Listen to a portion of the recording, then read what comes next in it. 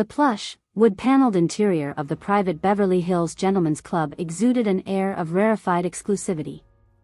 Thick aromatic clouds of premium cigar smoke mingled with the heady bouquets of fine scotches and cognacs to envelop its privileged patrons in an intoxicating sensory embrace. Nestled in one of the club's most secluded and opulent alcoves, screened from prying eyes by heavy maroon velvet curtains, a solitary figure indulged in the spoils of elite reservation. Legs crossed casually as his fingers slowly rotated the glass of 25-year-old Macallan, Kevin Spacey looked the picture of privileged repose despite the thinly veiled wariness clouding his features. So when the heavy drapes unexpectedly parted to admit an intrusive newcomer, the veteran actor tensed reflexively despite his impeccable training. Steely eyes flickered briefly to study the trespassing intruder before recognition triggered an unimpressed, arched brow. Well, if it isn't the millennial malcontent Duchess herself deigning to pull the curtain back on us lowly commoners, Spacey drawled in that signature droll timbre. Do make yourself comfortable, we outcasts and public pariahs must stick together in the face of the torch-wielding mob's hypocrisies. Indeed, despite having achieved the zenith of Hollywood's most rarefied pedigrees and A-list deification, Meghan Markle hardly seemed at ease shrouded in the club's hallowed oaken atmosphere. There was a distinct brittleness, a perpetual sense of persecution radiating from her very aura as she moved stiffly to the plush chaise opposite Spacey. Cut the faux bourgeois prole-smugness, Kevin, she snapped in a curt, clipped cadence. You're one of the last people whose pompous airs I'd suffer over something as trivial as members' club modalities. Spacey allowed a thin, sardonic smirk to play across his features as he nursed another sip of scotch. My humblest apologies, Your Majesty, he intoned with a mocking half-bow of faux deference. We mustn't neglect proper decorum amongst the disgraced son now, must we? Though I will give you credit for one thing, you surely needn't act at feigning that palpable chip saddling those corseted shoulders. Markle leveled a withering glare at the overt jab from beneath her severe chignon. But after a tense beat, the rictus hardness softened into something more rueful and resigned. I'm well past bantering over petty indignities, Spacey, she muttered while waving a hand to the nearby humidor indicating a smoke. My wars are waged on much steeper battlegrounds than a fated libertine's put-on court could ever host. With a shrug of compliance, the actor reached over to drop a slim Gurkha panatella into the waiting outstretched palm before igniting a tidy wooden matchstick for her. Meghan inhaled deeply, causing the pungent cloud of blue smoke to swirl around her features. So indulge me, Spacey prompted through the acrid haze. To what singular honor do I owe this unexpected bout of tête-à-tête rough play with a royal duke's maîtresse en titre? The Duchess responded with a hollow, mirthless snort.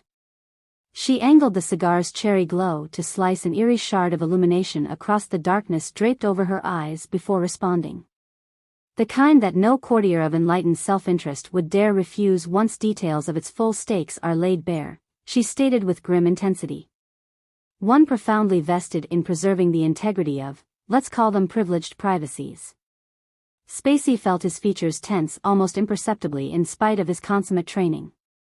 In the deafening silence thundering between his ears, his mind furiously parsed the limitless implications coded beneath Meghan's vague menace. I've come into possession of certain sensitives that may or may not implicate individuals of reputational import in practices and indulgences beyond the pale of even Hollywood's most sagely debauchery, she clarified with slow, measured gravity. The kind of compromising materials that would catalyze a global socio-political cataclysm unlike any cultural reckoning before witnessed. The foreboding words hung in the air alongside the smoky tendrils swirling around them like an opiate-laced miasma. Try as he might to maintain his composure, Spacey felt the first prickles of genuine unease slithering along his spine. You talk an awfully inflated admixture of tantalizing threat and consequence, yet seem in no terribly mad rush to dispense with the oblique posturing, he replied in a thin attempt to regain control of the proceedings.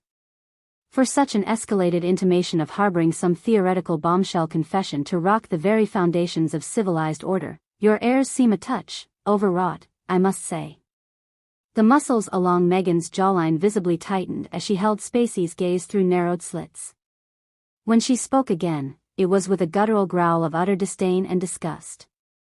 Just how astonishingly dense, narcissistic, and cut off from the most basic self-preservation instincts does a bloated egomaniac like yourself need to be to not grasp the stakes at hand? She seethed. Or are you genuinely so jaded and self-deluded to dismiss the undeniable reality that we both know the exact crimson-stained depraved debts I'm referring to involving Jeffrey Epstein's appetite for systematic sexual predation and pedophilia trafficking? The name alone felt like a physical blow that knocked the wind from Kevin Spacey's lungs. For several long moments he could only gape at Meghan, searching the granite mask of her features for any hint of jest or agenda beyond the horrifically bald implications. Eventually he regained just enough composure to choke out a response. My God, woman, what depths of staggering cruelty and indecency are you plumbing even sarcastically to bandy his name about in such a fashion? He wheezed with horrified incredulity. The levels of damage and pain that monster's unchecked evil inflicted are still radiating fresh. Meghan regarded him with an expression of withering contempt in the silence that ensued. When she did speak again, it was with a voice dripping with bitter, profound disgust. The naivete of the white liberal elite will never cease galling me with the sheer scope of its detachment, she spat with venom. You sit there awash in all the privileges afforded by your class, status, and Epstein adjacency, clawing at the pearls over any perception of impropriety being entertained, while I'm the one who had to run soul-sucking triple laps through the trackless horrors of his inner sanctum. The more Meghan ranted, the deeper the pit of dread and unease opened beneath Spacey. Her words and recriminations were damning enough on their own, yet they brought with them ineffable layers of implication that were utterly bone-chilling.